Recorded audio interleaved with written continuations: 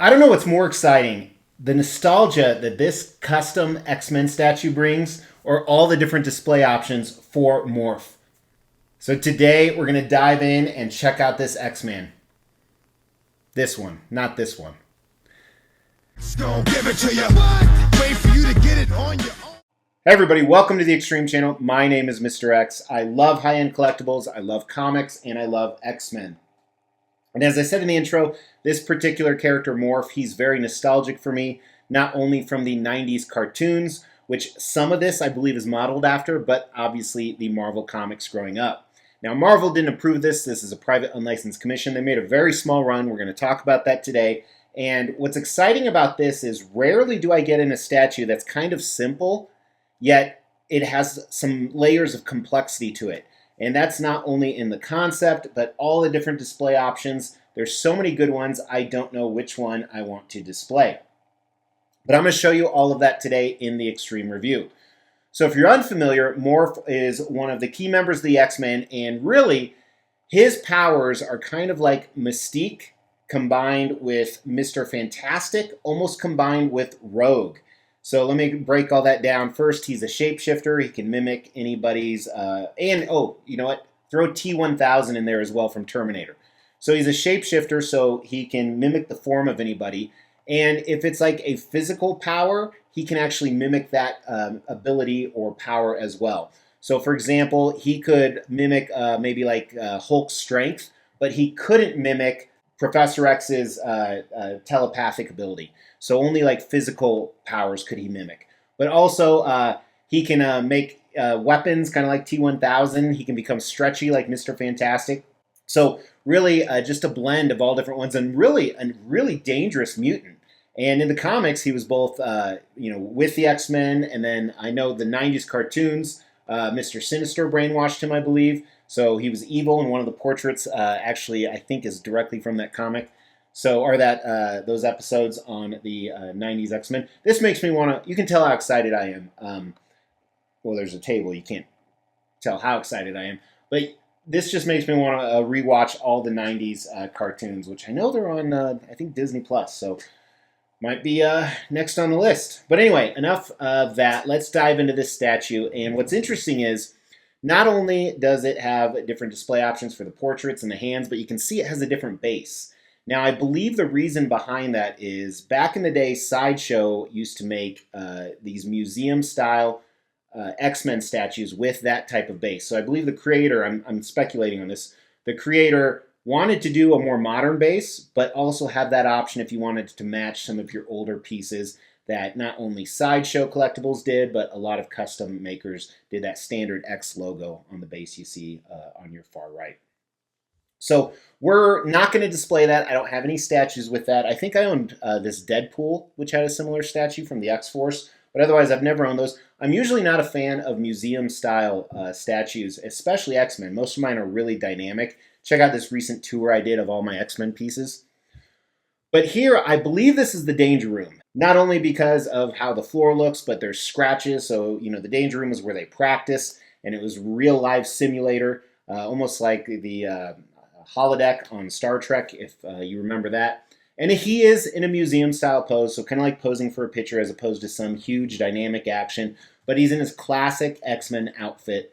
This is, that old original X-Men. I love it. And with the jacket, and I can't remember if this was his jacket. It almost looks like Cyclops' jacket. But how I have him displayed now, he's holding his classic gun we would always see him with, which I never knew why he needed a gun. And then this, I believe, if I remember correctly, this is what he looks like. This is his normal face. But he would often create a fake face, and we have some of those. I can't remember exactly, but I do remember this. It sticks in my mind. The other day, keep in mind that was over 40 years ago. The other day, someone asked me what my previous address was, and it was like 18 years ago, and I was barely able to recall it. So sometimes there's gaps as you get older and older. But what I like about it is he's almost ready for a fight, and he's standoffish. Like I said, there's a lot of layers to this, almost to the point where he's cocky, which also encompasses his personality. So I really like the concept. I normally, due to the fact it's not super complex on the surface, I would give it a 3, but I think it's a 4 because I think there's more to it. And it's cool you do have that other display option, even though we haven't got to it yet. So speaking of the display options and the design, let's look at that. Assembly was really easy, and let's check that out. Obviously not a huge box for this custom piece.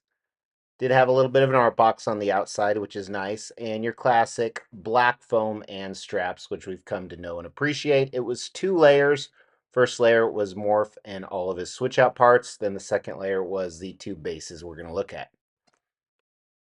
Previously on X-Men.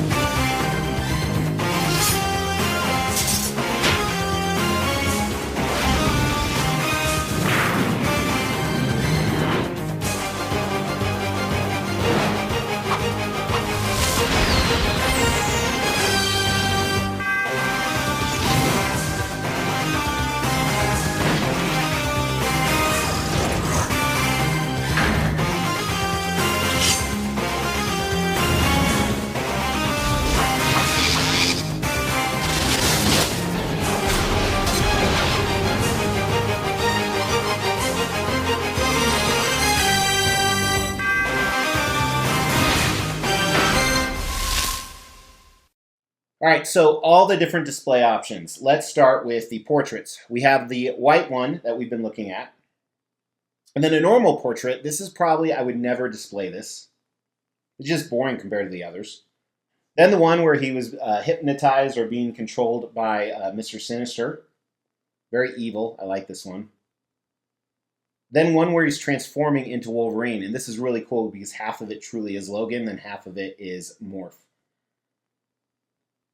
Now, if you're having him transform into Wolverine, you can also have him with Wolverine's claws as a display option with the right hand. Or it can be that glove that we've been talking about. And then the 2 bases that I spoke of. So great display options. He is quarter scale, meaning 4 times smaller than a real life version. It's about a 12-inch diameter on the base. So that covers how wide and deep he is. And he's about 19.5 inches tall, so he'll fit in almost any display case. That's great. If you want to see where he fits with my X-Men collection, I'll post some photos on social media, Instagram, Facebook, and TikTok. Check that out. The link for those is in the description below. So not overly complicated, not overly elaborate. Museum, a lot of people really like museum style. You know, even though it's part of the concept, it's still part of the design. But I think the design is really solid. It's a 4 out of 5. I love the different portraits they gave. The one thing I think would have made it a 5 out of 5 if they had a portrait display. So another piece where you could display all the portraits in front of him, that would have been awesome. Now, what's done incredibly well is the paint and sculpt on this. The paint is phenomenal, actually, is a great word to use it. And the sculpt is great too. Check it out. As we dive in with close-ups here, I want to show you one of the portraits up close. So first, the hair, they did an amazing job. I like how the strands are all over the place and how detailed they are. And then what I like about his portrait, it's almost a mix of realism with comics. And the paint on this is almost perfect. You never see any bleed over or any gaps that you would typically see. You'll see that on the body as well. So base, I like how they intertwined the scratch marks. Obviously not always Wolverine, but just damage in the room. And it almost looks like it glows, although it does not, to my knowledge. His anatomy is damn good.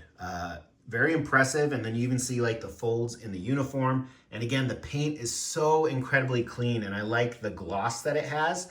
And you see different variations within the blue that accentuate the muscles. I said accentuate. And then this leather jacket looks real. Everything from the zipper to the way that it flows, it's fully sculpted. The folds in the arm. Really impressive. Look at the gloves. The seams on the fingers.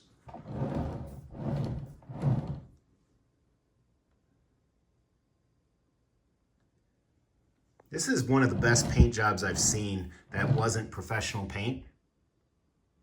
Like I said, so clean. And then this white portrait. It's like, how do you make cartoons or comics or animation real? You do it like that. So done really well. I think it's going to be a pretty high score for the paint and the sculpt on this piece. You know, I hesitate to use the word perfect, but I think it is. Both paint and sculpt get a 5 out of 5. That just puts this statue to the next level. Now, this statue is a steal, literally, with the value. So something like this, when I first started statue collecting, a statue, it wouldn't have been this good, but this was probably $300 or $400. Nowadays, you can expect to pay anywhere on the very cheap side from $750 all the way up to $1,500. This was kind of on the lower end. This was about a little over $1,000 plus shipping. And they only made 35 of these, which is crazy to me because there are so many X-Men collectors. And this is such a quintessential character who, to my knowledge, has never been done in this scale. So I think the value is a 4 out of 5. Like, I think I could flip him for money. I wouldn't. Getting rid of my X-Men collection is one of the last things I would do. I was talking to my wife about that the other day. She's like, which areas would you give up next? Because we're moving storage units right now because every 2 years your storage unit doubles. So by moving all my boxes I'm just ranting now, with the U-Haul truck, I'm going to save $500 a month. That's 6 G's a year. It's like, that's half a vacation. Anyway, back to this guy who is a 5 out of 5 statue. He has the X factor. This is a phenomenal piece, phenomenal addition to any X-Men collection. He's not going to overdwarf anything, even though he's such a cool character. He's not, the typical character that's exciting and fun, although I always enjoyed Morph. Not in that way, you sickos. But I think this is a 5 out of 5 statue. I'm super happy with it. And I think I have one more statue coming, and then my X-Men collection is complete, unless they do a character they've never done before. So thank you for watching. Please let me know in the comments what you think of him, if you even knew who he was. We're still doing giveaways. We just gave away 3 statues. So appreciate you guys watching. I'll talk to you soon. Take care. Thank you so much for tuning in. I really appreciate it. Yes, we're still giving away $1,000 statues at every 5,000 subscriber milestone. You have to make sure you're subbed to the channel, you like the video, and then leave a comment. We're going to pick a random comment on a random video and give away those statues. In the meantime, check out some of these other videos and my social media. Talk to you soon. Take care.